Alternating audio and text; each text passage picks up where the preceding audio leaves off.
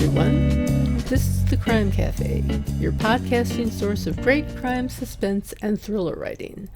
I'm your host, Debbie Mack. Before I bring on my guest, I'll just remind you that The Crime Cafe has 2 ebooks for sale, the 9-book box set and the short story anthology. You can find the buy links for both on my website, debbiemack.com, under the Crime Cafe link. Unfortunately, our scheduled guest was unable to make it today. However, I have for you from the archives of old-time radio, Philip Marlowe in The Heart of Gold. Take it away, Philip. When I got the crisp $50 bill in advance, I figured my client had a heart of gold. But after I was beat up, double-crossed, and shot at, I realized just how hard a heart of gold can be. From the pen of Raymond Chandler, outstanding author of crime fiction, comes his most famous character as CBS presents The Adventures of Philip Marlowe.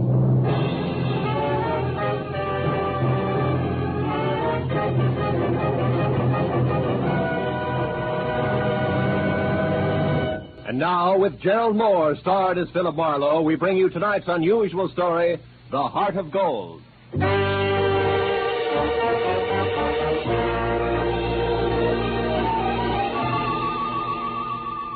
I had spent the day trying to decide how to spend the day, and finally convinced myself Sunday afternoon was a good time to catch up on neglected bookkeeping.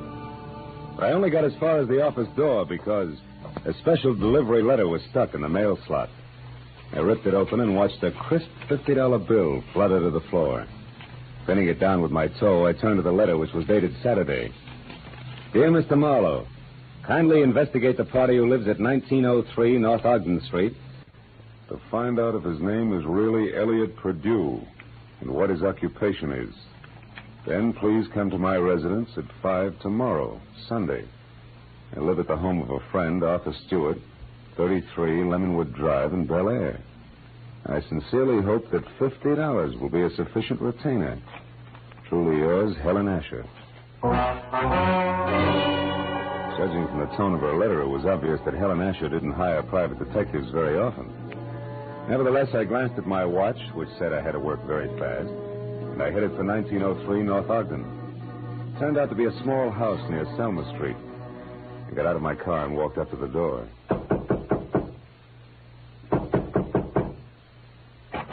Good afternoon, sir. You the resident here? That's right. What do you want? I represent the Dr. Potter poll of public opinion. I'd like to ask you a few questions regarding... Sorry, but I don't have any opinions to express. Oh, even the opinions of a man with no opinions are important to us. Now, let's just let me step inside here, get out my notebook. There we are.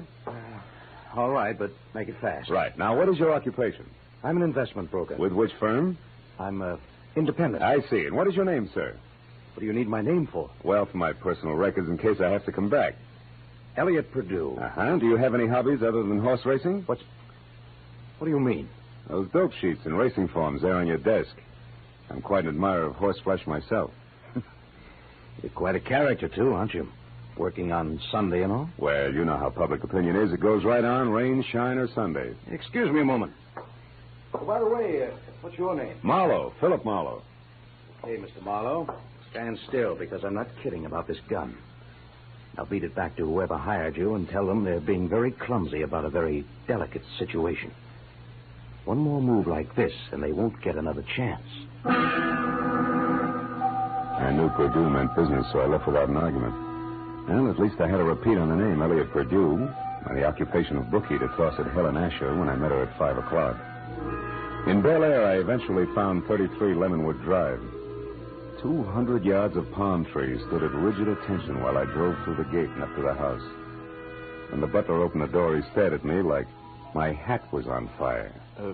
Yes, sir. Did you wish something? Yes, I'd like to see Mrs. Asher, please. Mrs. Asher? Oh, good heavens. Mr. Stewart. What's the matter, Roberts? Who is it? Why is it... I'm Philip Marlowe, Mr. Stewart, a private detective. I have an appointment with Mrs. Asher. Is she at home? Oh, Mr. Marlowe, perhaps you can help. I don't know what to do. It's such a terrible thing. What's happened? Upstairs, not 5 minutes ago, Mrs. Asher shot herself. Shot herself? Please, if you'd come up with me. Yeah, sure, of course. I'm certainly grateful for your help, Mr. Marlowe. Yeah, this is her room. She's in here. There. Yeah. She's dead, all right. Shot herself in the left temple. Whose gun is that, Mr. Stewart? Well, it's mine. I kept it in the desk downstairs. Did you find her? No, Roberts did. I was out in the hothouse working with my orchids. You see, I've been out of town.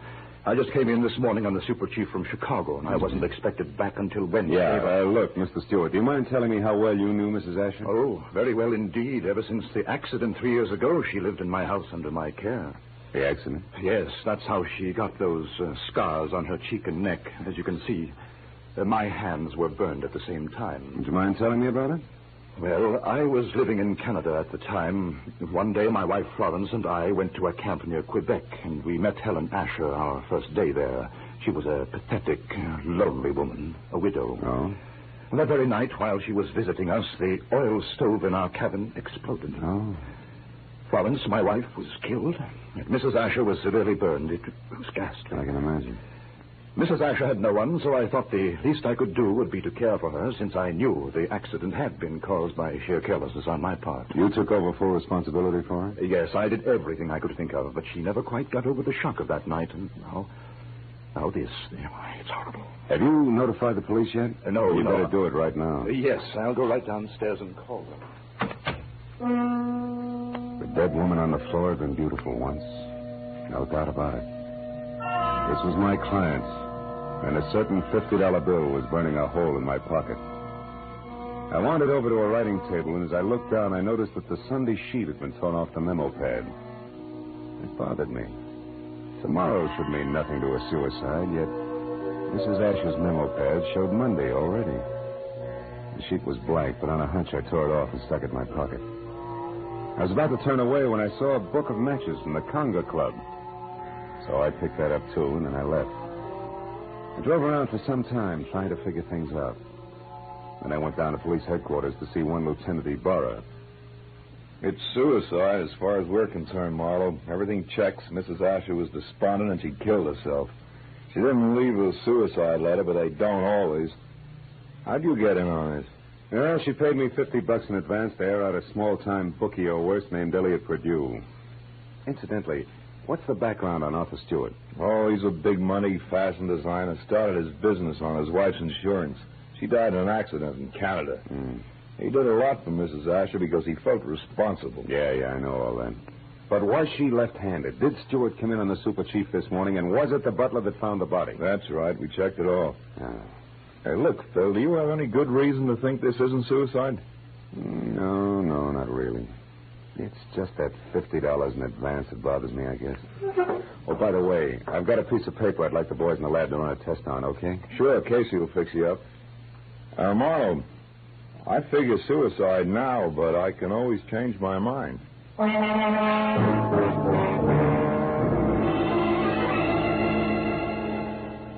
I went down the hall to the police laboratory and handed the blank page of the memo pad to Casey.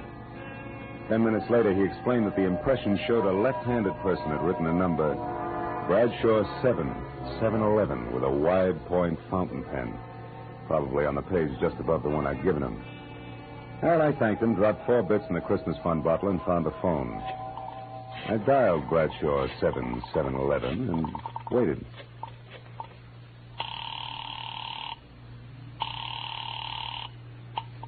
Hello? Hello? Who's this? The man in the moon. Come up and see me some other time. Hey, wait a minute. I like your voice. And besides, 711 is a very lucky number. Uh-huh. 3 passes in a row. But don't let it fool you, Jack. The answer's no dice. Goodbye. Yes, well... I gathered she was in no mood for playing, so I decided to be strictly business and dialed again. There was no answer.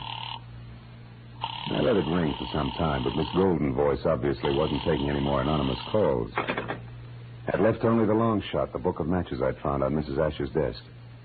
The Conga Club was on the Sunset Strip, so I drove out there, found a parking space on a side street nearby, and went in. I didn't know exactly what I was looking for, so I paid $1.10 for a scotch and soda worth 40 cents, just to help pass the time. An amber spotlight was glistening down on a set of sequin contours that would have melted the Ice Age down to a fortnight. And she was singing. For wherever my man is, I am his. I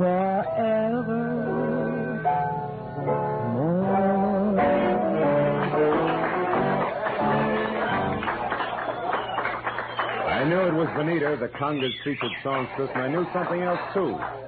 There was no mistaking that voice. She was the girl with the lucky phone number. I wrote her a note, called a waiter to the table to deliver it, and then sat back to watch her as she glided over and sidled into a chair opposite me. It was your penmanship that intrigued me, Mr. Malone. It was your voice and so forth, mostly the so forth, that got me, Benita.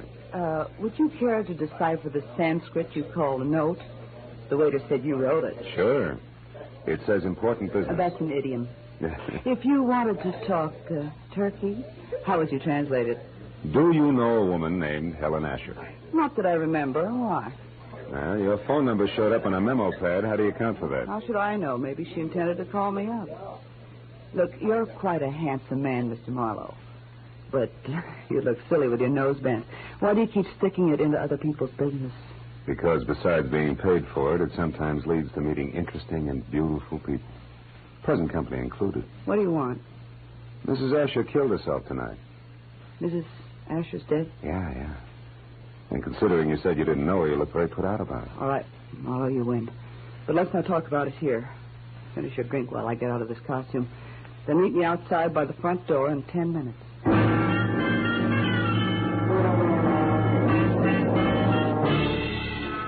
When she headed for the back of the club, I headed for the front. I got out the door and down to my car just in time to see her leave by the stage entrance. She jumped into a yellow convertible, ripped down Sunset Boulevard, turned onto Doheny, and scraped to a halt in front of the Regent Apartments. At the door, a tall, sunburned man popped up from somewhere and intercepted her. It was Elliot Perdue. A short but hot argument took place, and apparently Perdue won, because they went in together. I found the name Benita Malone over the mailbox in number 5 and got to her apartment door just as the second round started. No, I haven't changed my mind, Elliot. I've been doing a little research since you threw me over, Benita. I've got you and your precious plans right here in the palm of my hand. What are you talking about? This little heart-shaped locket on this little golden chain. Let me see that. No. I'm not showing this trinket until just the right moment. Listen, Elliot, I don't know what's brewing in that slimy brain of yours. But get this, if you try to monkey with my life again, so help me, I'll kill you. Now, get out. Benita, would you be interested if I told you that I know Mrs. Asher's secret? And would you be interested if I told you that Mrs. Asher killed herself tonight? That slows you down, doesn't it, bright boy? Yes, but it doesn't stop me, beautiful. I'll be seeing you before you know it. I ducked into an alcove and heard Benita slam the door on Perdue's coattails as he left.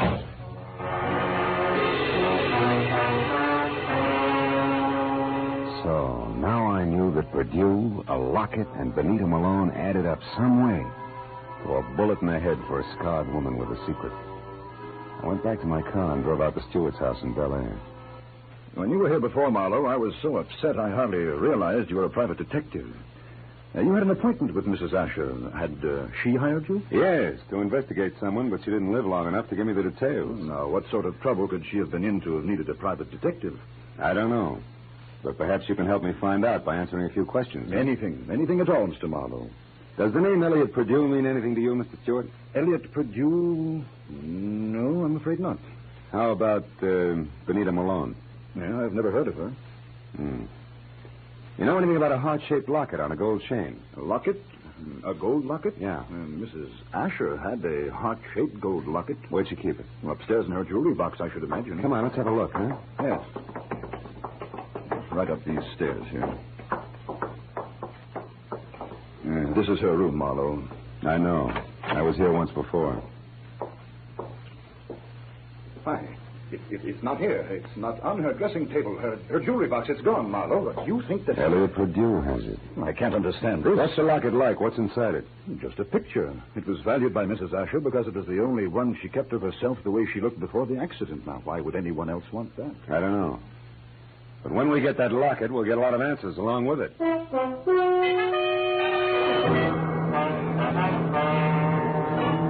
Now I was more convinced than ever that Elliot Perdue, Benita, and the late Mrs. Asher's secret were all dangling from the same chain that supported the gold locket. I said goodnight to Arthur Stewart and started back for Hollywood. A moment later, I changed my mind and abruptly swung onto a shadowed side road and parked, lights out. It had suddenly occurred to me that the gallivanting Mr. Perdue might call on Stewart. And if so, I wanted to be on hand. Well, 40 minutes later, I was about to call off the cloak and dagger routine when I heard the sound of a powerful motor roaring out of Stewart's driveway. I looked up just in time to see a long black Nash whip by with Stewart at the wheel.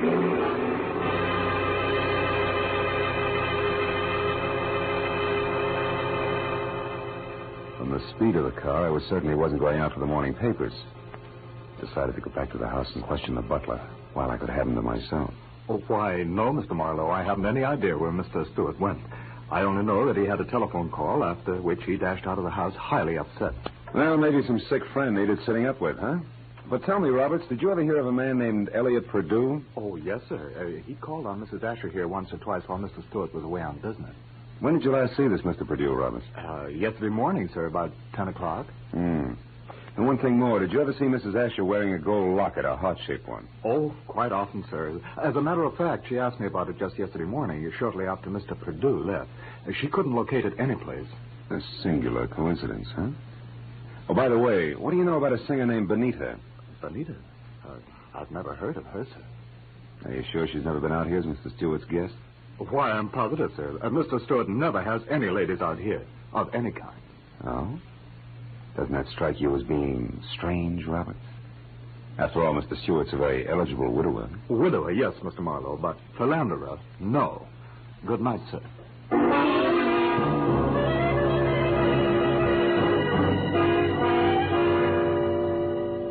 As I drove back to Hollywood, I tried to figure out where Arthur Stewart had gone. But I had about as much to work with as Gypsy Rose Lee after a third encore. Well, after discounting Benita's place in the Conga, there was only Elliot Perdue's house on North Ogden. 15 minutes later, I walked up to it, but the place was as dark and as quiet as the inside of a coffin. I was about to turn back to my car when suddenly I caught the reflection of a sliver of light bouncing off the glass in Mr. Perdue's living room. I found the back door lock easy to bluff. A moment later, I stepped into the living room. Marlowe, how did you know I was here? Mr. Stewart told me. You're a liar. Arthur wouldn't... Arthur? Well, you see, Mr. Stewart and I... Oh, now it's Mr. Stewart, huh? Wait a minute, there's someone outside. Perdue. Put out your light. Now, when he finds you, keep talking. Say anything. I'll be behind the door. Here he is.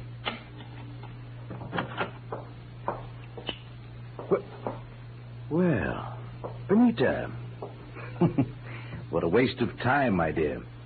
While you've been here rearranging my socks, I've been talking to your boyfriend with the locket safely tucked away right here in my breast pocket. How clever of you. How absolutely ingenious. It's a bit late for nasty words between us, Benita, because possession of you was part of the bargain I struck with Mr. Stewart. You see, What are you staring at? My big blue eyes, Perdue. Don't move or I'll blast you. You'll do nothing. No. Get the gun, Benita. Now, Perdue, we'll play some more. Now the gentleman's breast pocket. Ah, here it is, Benita. Safe and sound. Which is just the way I want it, Phil. What? My own gun. Why, you beautiful the snake. locket, Marlowe. Come on, I get nervous with one of these things in my hands. Throw it here. Thank you. Now, when I leave, Phil, don't come after me, because I'd hate to fill you full of little holes. Good night, dear.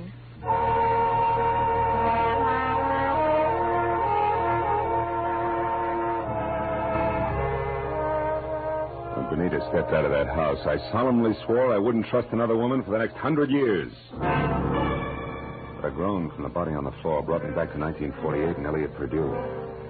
I knew that he had seen the picture in the locket, so I went to work on him. Come on, Perdue, snap out of it. Come on. Huh? Oh, it's you, Marlowe. Who'd you expect, St. Peter? What was in the locket, Perdue? I don't remember. Maybe a call on Lieutenant Ibarra will refresh your memory. I doubt it. And we better start playing games again. We'll start with one called Slap, Slap, Perdue. No, let me alone, Marlowe. Get your hands off me. You ready to start singing, huh? All we need now is the right lyrics. No. Come on, Perdue, talk. Stop it, I'll talk. Good. Now, why did Mrs. Asher kill herself? Because she had a good reason. Like what? No, it's a long story. Make it short. Okay, Marlowe. Here goes.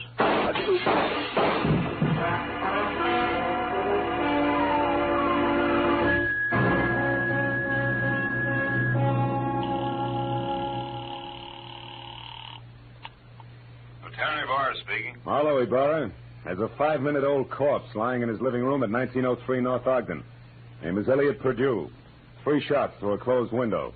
I was lucky. Any description of the killer? No, none. Now, look, Ibarra, right now I'm going after a songbird named Benita Malone at the Regent Apartments on Doheny. Will you cover me there without sirens? Sure, Marlowe. I'll attend to it in person.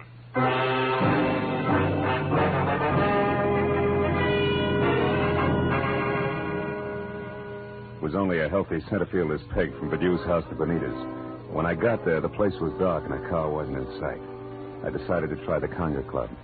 But as soon as I walked in, I began to worry because if Benita had wanted to get rid of that locket, she'd have had enough time to bury it at Forest Lawn. But I didn't know Benita, because Miss Oomph herself was singing in the amber spotlight, and dangling from her soft white neck was the heart-shaped gold locket. I love you because he's wonderful, because he's just my Bill.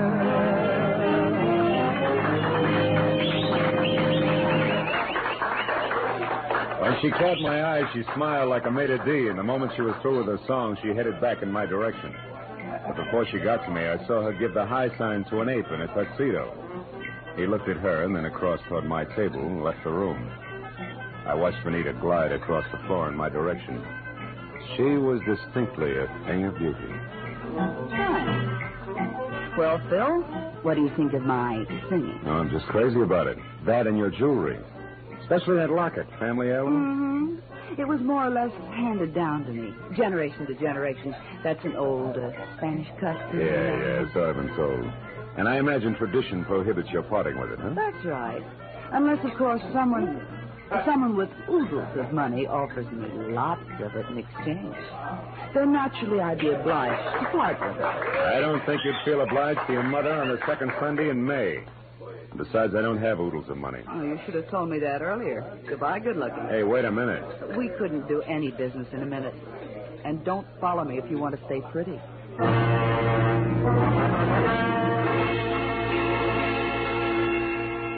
She pivoted on a spike heel and took off for a dressing room, and I knew that if I followed, I was scheduled for a nasty tete-a-tete with an ape in a tuxedo. When I made the lower floor and saw that the long corridor to her room was empty, I knew the setup. The ape would be on the other side of the door waiting. Benita still had my gun, so I got the nearest substitute for a blackjack, a full bottle of Paul Masson champagne. Then I walked noisily down the corridor as far as her door and knocked. Turned the knob slowly, kicked the door open, and stood clear. It worked. The ape's hairy hand was wrapped around my gun, and it came down in an arc that was never interrupted. And that left him off balance. The ape hit the floor, and before Benita had a chance to close her mouth, I ripped the locket from her neck, picked my gun up, and ran. I didn't stop until I collapsed against the store window. Then I opened up the locket. 2 minutes ran out on me before I realized what was wrong with the picture. Then I knew. Arthur Stewart's home in Bel Air was my next stop.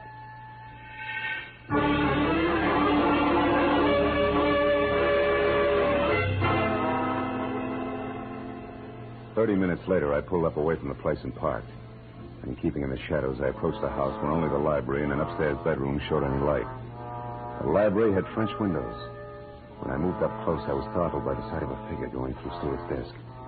I stepped into the room and found it was my little friend, Benita. I've got my own gun again, Benita. Phil. Oh, doing a little dusting, honey? Oh, don't be funny. I'm not trying to. How is it you're not upstairs helping Stewart pack? Because I've already finished packing, Mr. Marlowe, and don't turn around. That was well done, Benita. Oh, fine. Sucked in by a little decoy sprinkled with sequins. Don't mind the pose, Marlowe. Just toss your gun on the couch over there. Now. That's better. You know, Marlowe, I can't say that I'm very sorry for you. I don't expect condolences from a character who murdered a woman this afternoon and a man this evening. You killed Mrs. Asher? Yes, and that blackmailing scum Purdue as well. But both murders were very necessary, Benita. Even as Marlowe's here will be. Come over here, Benita, behind me. Hurry, Arthur, let's get out of here. Don't worry. And now, Mr. Marlowe, it's time for you. Well, thanks, Benita. You swing a beautiful bookend. You know, I had you figured all wrong. No, don't mention it, dear. I heard the cops coming anyway. You sweet child. We're in here, Ibarra, all of us. figured you'd be out here when you didn't show up at that Songbird's place. Well, what's this? A little man on the floor with a large bump on his head is Arthur Stewart, the man who killed Elliot Perdue to keep him from telling me the truth about Mrs. Asher, and the man who killed her this afternoon. So Mrs. Asher didn't commit suicide after all. No, but she wasn't murdered either. She died in that accident in Canada 3 years ago. What are you talking about? Well, the woman that Stewart killed here this afternoon wasn't Mrs. Asher. It was his wife, Mrs. Florence Stewart. You see, there must have been a mix-up in identifying the bodies of the two women at the time of the accident. Mm-hmm. Stewart and his wife had Mrs. Asher buried as Mrs. Stewart. Then they collected the insurance. Neat, huh? Yeah. But what happened? Yeah, it's simple. Stewart got bored with his scarred and unattractive wife, and he started running around with choice little numbers. Like Benita here. Phil, honest, I didn't know a thing about this. Stewart told me that Mrs. Asher depended on him so heavily that she'd be crushed at his seeing another woman. But I didn't know she was his wife. Marlowe, how do you figure this all out? From a locket that belonged to the woman we knew as Mrs. Asher.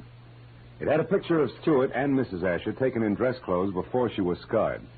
Yet Stewart claimed that he and his wife had only met Mrs. Asher the day of the accident, and on a camping trip at that. But, Phil, I saw the picture, too, and I didn't figure that out.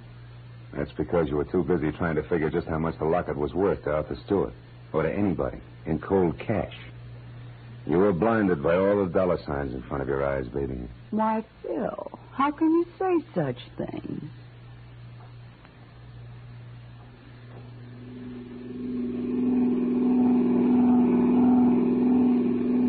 Now, Marlowe, just so I don't toss and turn all night, tell me just why you were hired in the first place. Well, Ibarra, it goes something like this. When Perdue knew that he was losing Benita to Stewart, he decided to check up on the opposition. And he not only found out what he wanted to know, but he found out a lot of things, too, that he didn't want to know. Mrs. Stewart, the late Mrs. Asher, became suspicious of his questioning, and incidentally of her husband. So she sent for me. Well, Marlowe, Stewart certainly had me fooled. I doped him out to be a very generous guy, a great benefactor who was doing the right thing for a lonely, unfortunate woman. Yeah, looked like he had a heart of gold, all right. But a funny thing, Ibarra, in the end, it was this heart of gold, this locket here, that got him. Mind if I keep it? Not at all. You had a tough enough time getting hold of it. Good night, Phil.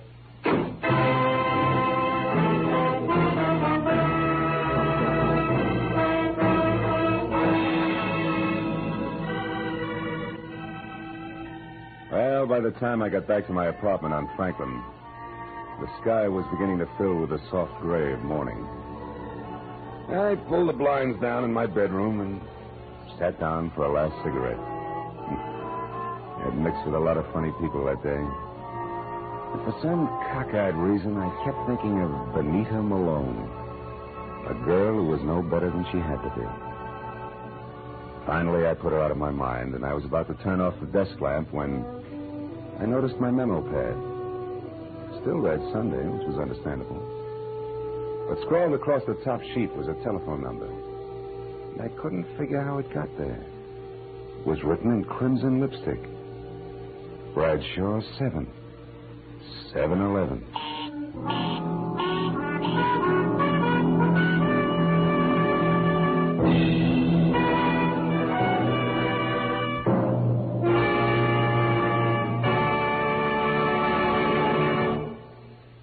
The Adventures of Philip Marlowe, created by Raymond Chandler, stars Gerald Moore and is produced and directed by Norman MacDonald. Featured in tonight's cast were Gloria Blondell, John Daner, Jack Moyles, and Ben Wright. Detective Lieutenant Ibarra was played by Jeff Corey. The special music was conceived and conducted by Richard Orant.